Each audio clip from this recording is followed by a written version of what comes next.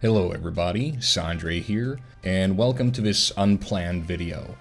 I had no intentions of making this video whatsoever, but hey, it's something I can sort of just pump out there for your enjoyment. It's not too much of a bother for me either, so win-win, I guess. A couple of days ago, I had a conversation with a creationist in a creationist Discord server that I'm in. I'm also in a few Flat Earth Society Discord servers as well. Now, why I'm in all of these servers on Discord is pretty simple. I like to make these people into a mockery in front of an audience, live. It gives me deep satisfaction to do that. Be it race realists or creationists or flat earthers, doesn't matter. I just love to make fun of them. Anyway, in this conversation with this creationist, he brought up so-called evidence that humans and dinosaurs coexisted. One such piece of evidence, according to him, was this relief on a wall found within the temple of Ta Prohm in Cambodia. He argued that this is a relief of a stegosaurus, and of course this must have meant that people who lived here at the time must have seen a stegosaurus and portrayed it on this stony wall. Putting aside the fact that just because you find one relief in stone over a creature, it doesn't mean that that creature actually existed. I mean, we have reliefs of dragons in stone, but that doesn't mean that dragons actually existed. But nevertheless, I'm gonna use biology to disprove that this is a stegosaurus. Problem number one. Stegosaurus had a small fucking head. Stegosaurus, among paleontologists, are infamous for their small head compared to the rest of their bodies. And look at the head of this relief character. It's massive. Way too big to be a stegosaurus. Artistic liberty is one thing, but this is just fucking ridiculous. Biological fact number two. Stegosaurus is also infamous for having 4 prongs at the end of their tail. This was used for defense. Where exactly are the prongs on this dinosaur?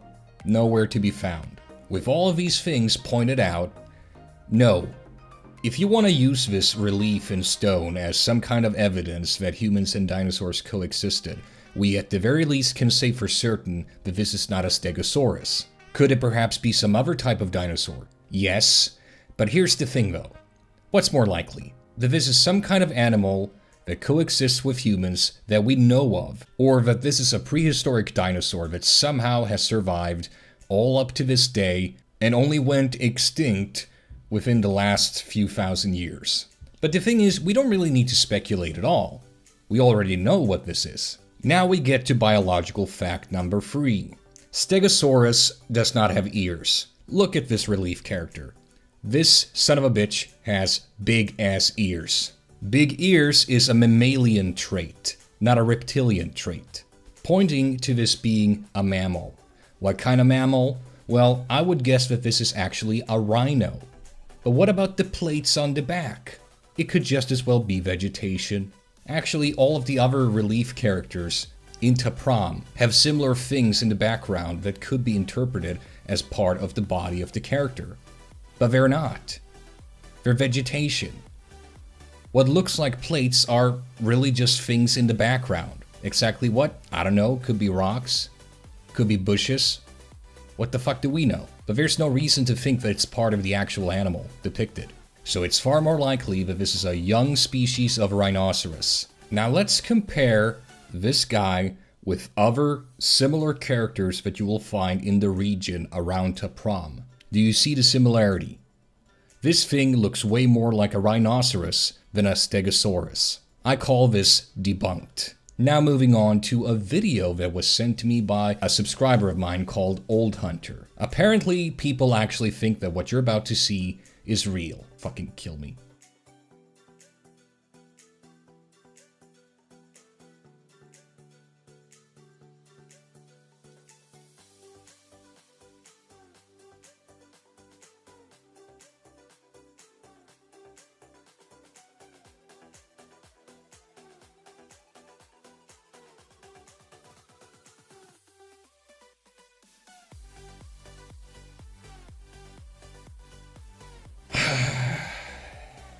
Can't believe that I'm gonna make a video about this, but alright, you know what? Let's begin. Now, putting aside that I can see immediately that this is computer generated, which I will explain later on, let's analyze the supposed biology of this thing, okay? Now, this being is very big, like ridiculously big, and yet it seems to be very nimble and can move about surprisingly easily. Its movements are also quicker than should be possible. You see, there is such a thing called the square cube law. Basically, if you were to take an ant and inflate its size by 20 times, let's say, the ant would actually hardly be able to move. Its proportional strength would not increase with its size. That's because your muscle mass in your body, if you were to inflate your size, would mostly just increase in 2 dimensions rather than 3. Yet your weight, your mass, would actually increase in 3 dimensions. You know what? I'm not gonna explain this too fucking much. There's a link to a fucking Wikipedia article about the square cube law. You can fucking check it out yourselves. I can't believe I'm actually fucking making a video about this shit. What the fuck has happened to my channel? I don't fucking know anymore.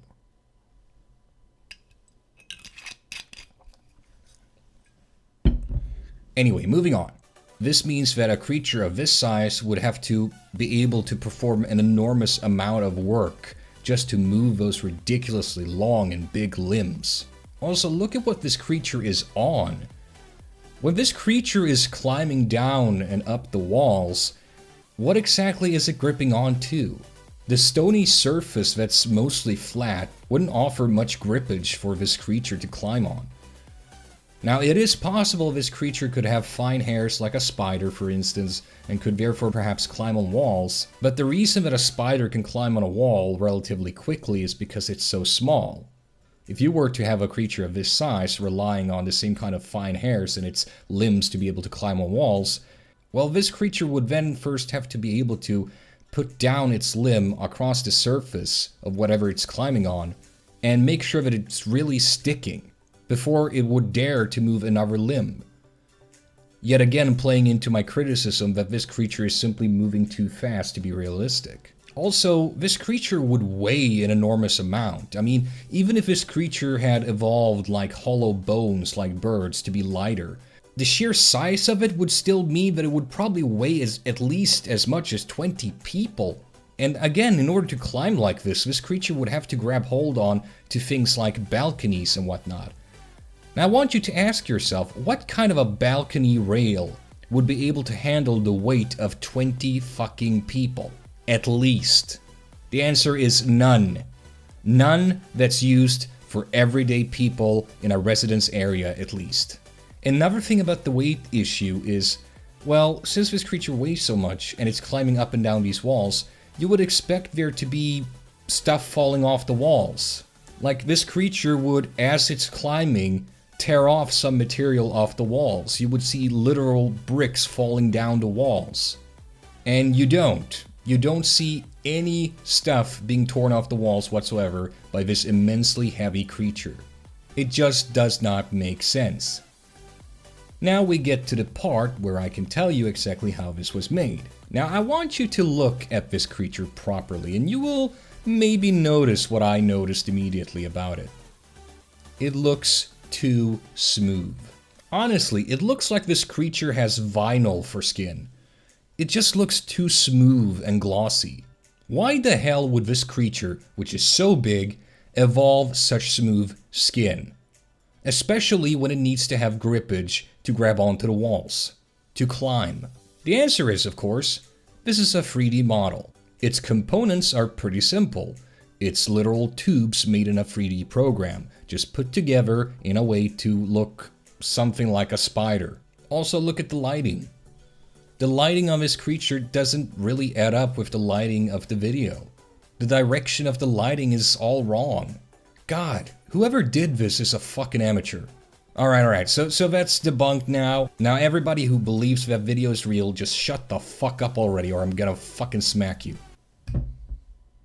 Sandra, that wasn't very nice to say. Well, shut the fuck up. You guys don't want me to drink? Well, don't send me shitty fucking videos to debunk that you should realize are fucking fake anyway. Pieces of fucking shit. You know?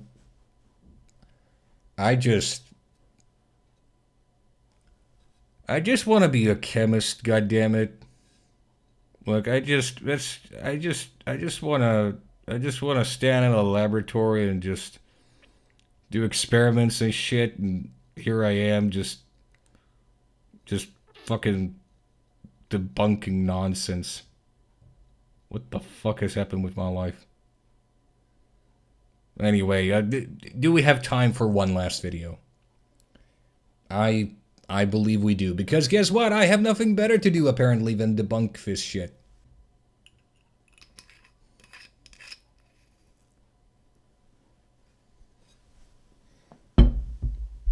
Alright, so now I'm gonna debunk a Bigfoot video by the name of Bigfoot question mark Sasquatch question mark.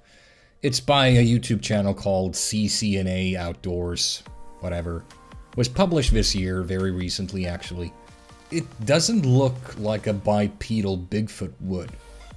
Most accounts of Bigfoot tend to actually be pretty unanimous. One thing is clear, that if Bigfoot is real and really did walk on two legs most of the time, Bigfoot just wouldn't have the kind of proportions you're seeing in the video. The small legs compared to the arms, it just doesn't make any sense. Bigfoot is not known to walk on its knuckles like this creature probably would.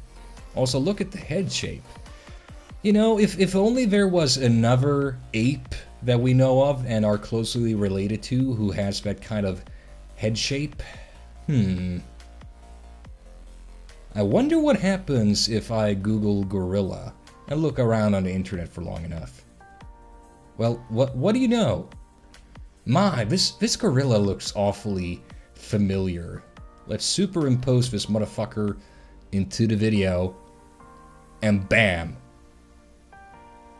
This cheating bastard simply took an image of the back of a gorilla and superimposed it onto the video.